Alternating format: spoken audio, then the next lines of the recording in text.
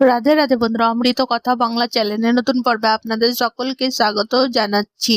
মা কালী দেবীর অশেষ কৃপা পেতে অবশ্যই কমেন্ট বক্সে লিখুন জয় মা কালী। রতন্তী কালী পুজো 2026-এর নতুন পর্বে বছরে শুরুতেই সব থেকে বড় কালী পুজো হলো এই রতন্তী কালী পুজো। তাই এই রতন্তী কালী পুজোর স্পেশাল পর্বে জেনে নেব কি কি আছে।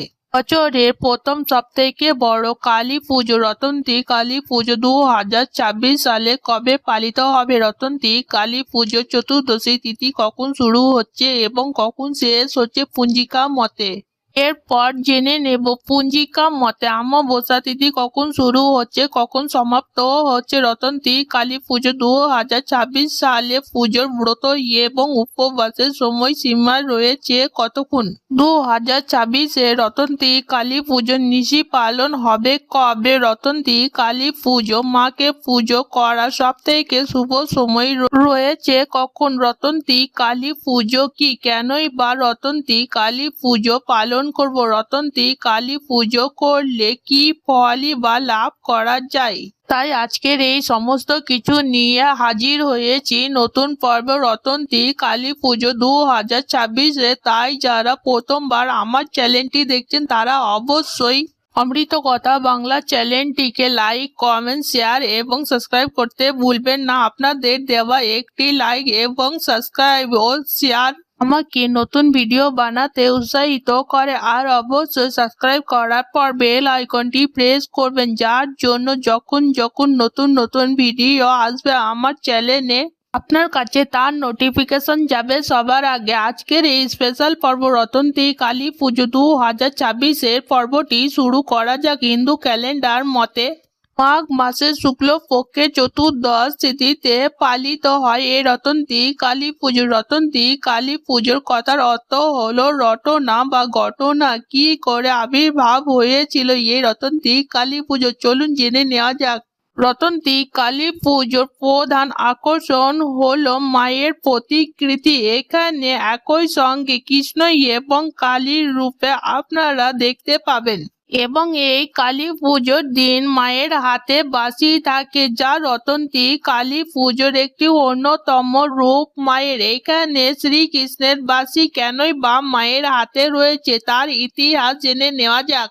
রাধিকা শ্রীকৃষ্ণ যখন কুঞ্জবনে নিজেদের আসে মগ্ন ছিলেন, সেই সময় জটিলা এবং কুটিলা দুজনাই রাধিকার স্বামী আয়ান ঘোষকে সেই স্থানে নিয়ে এসে উপস্থিত হন। এদিকে শ্রীকৃষ্ণ স্বয়ং এই জগতের নাথ, যার ইচ্ছাতেই এই পৃথিবীর প্রত্যেকটি ঘটনা ঘটে চলে নিয়ন্ত্রণ। তিনি এই ষড়যন্ত্রের কথা আগে থেকে জানতেন এবং যখন আয়ান ঘোষ এসে উপস্থিত হন সেই স্থানে দেখেন তার স্ত্রী শ্রী রাধিকা তারই অতি প্রিয় আরাধ্য দেবী শ্রী কালীর পুজোয় মগ্ন। সেখানে শ্রীকৃষ্ণ কালীর রূপ ধারণ করেছিলেন এবং সেই সময় থেকে বর্তমান যুগ পর্যন্ত এই প্রতিকৃতি পূজিত হয়ে এসেছে রতন্তী কালী পুজোর নামে।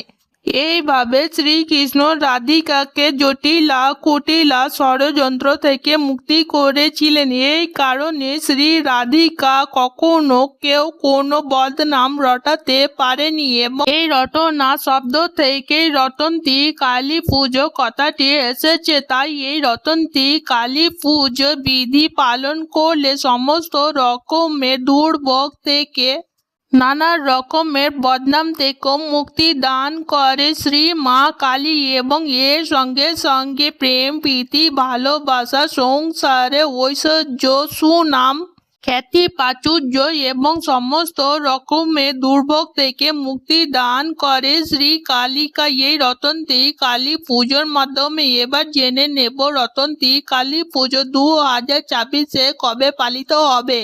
রতন্তী কালী পুজো 2026-এ পালিত হবে 17 জানুয়ারি 2026 শনিবার। এবারে আমরা জেনে নেব রতন্তী কালী পুজো চতুর্দশী তিথি কবে শুরু হচ্ছে এবং কখন শেষ হচ্ছে। চতুর্দশী তিথি আরম্ভ হবে বাংলা 2রা মাঘ 1432 বঙ্গাব্দে ইংরেজি 16 জানুয়ারি 2026 শুক্রবার রাতের 10:30 থেকে এবং চতুর্দশী তিথি শেষ হবে 23 মাঘ 1432 বঙ্গাব্দে ইংরেজি 17 জানুয়ারি 2026 সালে শনিবারে মধ্যরাতে 12:15 পর্যন্ত এই তিথি থাকবে। রতন্তী কালী পুজো 2026 নিশি পালন ও উপবাসের সময়সীমা কি রয়েছে? 17 জানুয়ারি 2026 রতন্তী কালী পুজোর নিশি পালন এবং উপবাস পালিত হবে। এরপর জেনে নেব রতন্তী কালী পুজোর সব থেকে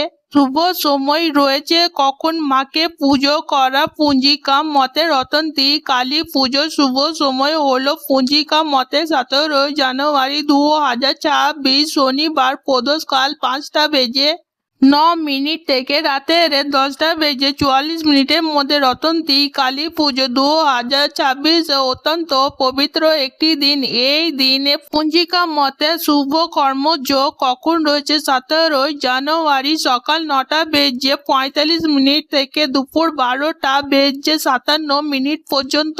আবার রাতের 7:58 থেকে 10:33 পর্যন্ত। তাহলে সব শেষে জেনে নেব অমাবস্যা তিথি কখন শুরু হচ্ছে এবং কখন শেষ হচ্ছে। অমাবস্যা তিথি শুরু হচ্ছে পঞ্জিকা মতে 18 জানুয়ারি 2026 রবিবার সকাল 7:45 থেকে। এই তিথি সমাপ্ত হবে 19 জানুয়ারি সোমবার 2026 সকাল 6:45 মধ্যে। মনে ভক্তি ভরে মাকে এই পুজো প্রদান করলে মা সমস্ত রকমের বাধা বিঘ্ন এবং সমস্ত রকমের আপদ বিপদ থেকে আপনাকে অবশ্যই বিপদ মুক্ত রাখবেন। তাই অবশ্যই এই ব্রত পালন করবেন আর কমেন্ট বক্সে অবশ্যই জয় মা কালী জয় কথাটি লিখতে ভুলবেন না।